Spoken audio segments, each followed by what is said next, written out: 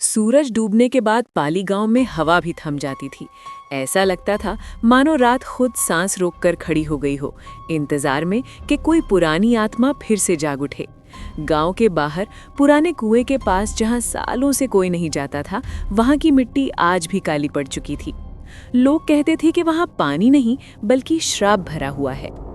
25 साल पहले की एक रात, जब अमावस्या का अंधेरा पूरे गांव पर छाया था, तभी पाली की सीमाओं में एक बंजारन आई थी।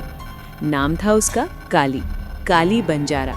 लंबे घने बाल, आंखों में आग और होठों पर हमेशा एक रहस्यमयी मुस्कान।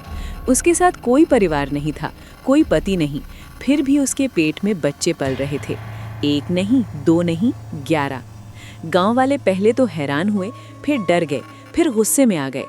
बंजारन है ये, शैतान की औलाद, पंडित रामप्रसाद ने चीख कर कहा था।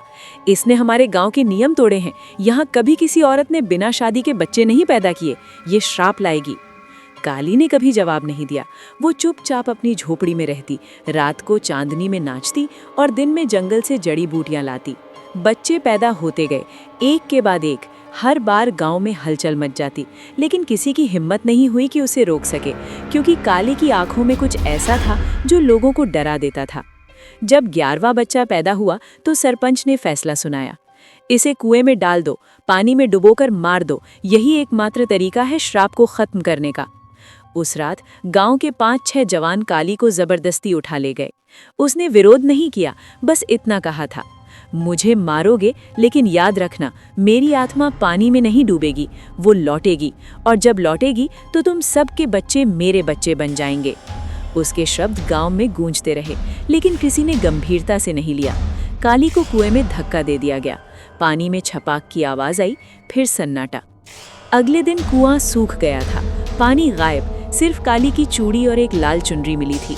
गांव वालों ने कहा श्राप खत्म हो गया, लेकिन दिल के किसी कोने में डर बैठ गया था। 25 साल बीत गए। अब साल 2025 का आखिरी महीना था। पाली गांव अब शहर के करीब आ चुका था। नए लोग आबाद हो रहे थे। पुरानी पीढ़ी की कहानियां बच्चों के लिए सिर्फ डरावनी कहानियां बन चुकी थीं। ध्रुव, अनन्या और विकी, 3 दोस्त कॉलेज के अंतिम साल में थे। ध्रुव शहर से आया था इंजीनियरिंग की पढ़ाई के लिए। अनन्या गांव की ही थी, लेकिन बहुत पढ़ी लिखी, स्मार्ट। विकी उनका चुलबुला दोस्त, जो हर बात को मजाक बना देता। तीनों ने फैसला किया कि क्रिसमस की छुट्टियों में गांव के बाहर कैंपिंग करेंगे, पुराने कुएं के पास। अरे यार, वो पुराना कुआं तो सूखा पड़ा है, डरने की क्या बात है, विकी ने हंसते हुए कहा। हाँ, लेकिन लोग कहते हैं वहाँ भूत रहता है, अनन्या ने चिढ़ाते हुए कहा। ध्रुव ने सिर हिलाया। भूत प्रेत सब बकवास है, हम तीनों मिलकर देखेंगे। रात के 11 बजे तीनों टेंट लगाकर आग जला रहे थे। ठंड बहुत थी, हवा में एक अजीब सी खुशबू थी, जैसे कोई पुरानी जड़ी बूटी जल रही हो। अचानक विकी ने कहा, देखो, कुएं का ढक्कन हिल रहा है। सचमुच, पुराना लोहे का ढक्कन जो सालों से बंद था, धीरे धीरे हिल रहा था, मानो कोई अंदर से धक्का दे रहा हो। ध्रुव ने मजाक में कहा, अरे कोई बच्चा अंदर बंद हो गया होगा। वो आगे बढ़ा। अनन्या ने लोका, पागल मत बनो, लेकिन विकी ने धक्का मार दिया। ढक्कन खुल गया। अंदर से एक ठंडी हवा निकली, इतनी ठंडी कि तीनों की सांस अटक गई। फिर एक आवाज आई, बहुत धीमी लेकिन साफ, मैं लौट आई, मेरे बच्चे। तीनों पीछे हटे, लेकिन अब बहुत देर हो चुकी थी। कुएं के अंदर से काली की चुनरी बाहर आई, हवा में लहराती हुई।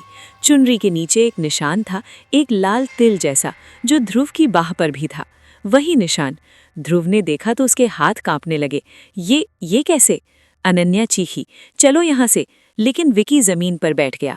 उसकी आंखें सफेद पड़ गईं और मुंह से वही आवाज निकली, मैं काली हूँ, बंजारन, तुमने मेरा श्राप तोड़ा, अब तुम तीनों मेरे हो। उस रात गांव में पहली मौत हुई। सुबह तक विकी का शव कुएं के पास पड़ा था। उसकी आंखें खुली हुई थीं, चेहरे पर वही मुस्कान जो काली की तस्वीरों में होती थी। ध्रुव और अनन्या गांव भागे, लेकिन अब गांव वाले भी डर गए थे, क्योंकि विकी की मौत के साथ ही गांव में अजीब घटनाएं शुरू हो गई थीं। रात को बच्चे बिना वजह रोने लगते, औरतें सपने में काली को देखती, और सबसे डरावनी बात ये कि ध्रुव की बाह पर वो लाल निशान अब और गहरा हो गया था, जैसे कोई उसे जलाकर लिख रहा हो। अनन्या ने ध्रुव से कहा, हमें पता लगाना होगा कि काली कौन थी और उसका श्राप क्या है। ध्रुव ने हामी भरी, लेकिन उसके मन में एक सवाल था, अगर काली की आत्मा सच में लौट आई है तो वो क्या चाहती है, बदला या कुछ और? उस रात जब दोनों सोने की कोशिश कर रहे थे तो ध्रुव के सपने में एक औरत आई, लंबे बाल, लाल चुनरी। उसने कहा, मैंने 11 बच्चों को जन्म दिया था, लेकिन मेरे बच्चे मुझसे छीन लिए गए। गांव वालों ने मुझे मारा, लेकिन मेरे बच्चे वो आज भी जीवित हैं। वो तुम्हारे अंदर हैं। तुम तीनों में से एक मेरा बेटा है, एक बेटी और एक मेरा सबसे प्यारा। ध्रुव की नींद टूट गई, पसीने से तर। उसने अपनी बाह देखी, निशान अब पूरा हाथ ढक रहा था। अगले दिन गांव के बुजुर्गों से बात की। पंडित रामप्रसाद, जो अब बहुत बूढ़े हो चुके थे, ने बताया, काली कोई साधारण बंजारन नहीं थी, वो एक तांत्रिक थी। उसने 11 बच्चों को जन्म दिया क्योंकि उसका मानना था कि वो एक नई नस्ल पैदा करेगी, शैतानी नस्ल। लेकिन जब गांव वालों ने उसे मारा तो उसने श्राप दिया था, जब मेरा कुआं खुलेगा तो मेरी आत्मा लौटेगी और मेरे बच्चे उनमें बस जाएंगे जो कुएं को खोलेंगे। ध्रुव और अनन्या समझ गए, विकी वो पहला था, अब बारी उनकी थी। लेकिन कहानी यहीं खत्म नहीं होती। रात को गांव में एक और आवाज गूंजी, मैं लौट आई, मेरे बच्चे अब तुम सब मेरे हो।